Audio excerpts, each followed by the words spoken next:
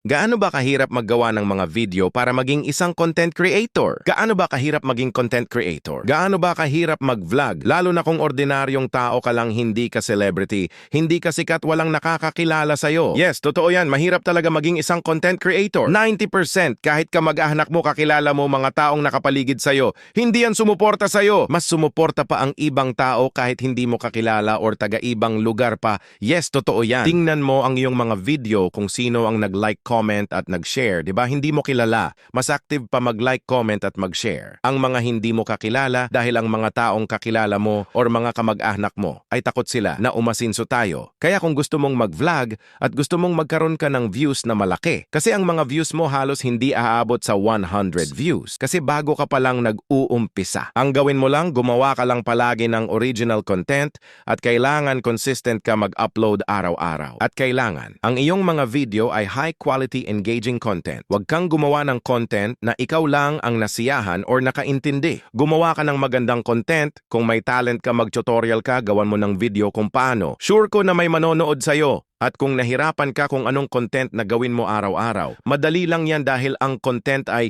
hindi yan mauubos. Alam mo ba ang gawaing bahay sa loob man or sa labas, pwede na yang gawing content. Videohan mo lang ang sarili mo kung anong ginagawa mo at gawan mo lang ng voice-over. May content ka na. Napakarami pang content na pwede mong gawin kahit nasa bahay ka lang. Kahit nga kumakain ka lang or naghuhugas ka lang ng plato. Lagyan mo lang ng voice-over bahalag, hindi match. Ang voice-over sa ginagawa mo kung marunong kang magpatawa. Magpatawa ka sa voice-over mo habang kumakain ka or naghuhugas ka ng plato or anong ginagawa mo sa bahay. At kung naproblema ka, kasi pangit, ang cellphone mo pangit, ang quality ng camera mo, hindi yan problema. Kasi ang pagba-vlog ay hindi importante na maganda ang cellphone mo. Hindi importante maganda ang quality ng video mo. Ang importante marunong ka lang mag-acting sa harap ng camera or marunong kang gumawa ng high-quality engaging content. Sure ko na may manonood sa'yo. At huwag kang magmamadali, huwag mong isipin na kumikita ka na. I-enjoy mo lang ang sarili mo sa ginagawa mo. At huwag ikumpara ang sarili mo sa iba. Dahil magkaiba tayo, bawat isa sa atin dito sa mundo. Baka hindi mo kapalaran maging isang vlogger. Baka nakatadhana ang sarili mo sa ibang bagay na pwede kang umasinso. Tandaan, ang sarap mabuhay dito sa mundo at minsan lang tayo mabuhay dito sa mundo. Huwag ipukos ang sarili mo sa isang bagay na hindi sigurado dahil marami pang mga bagay na pwede nating gawin na pwede tayong umasinso.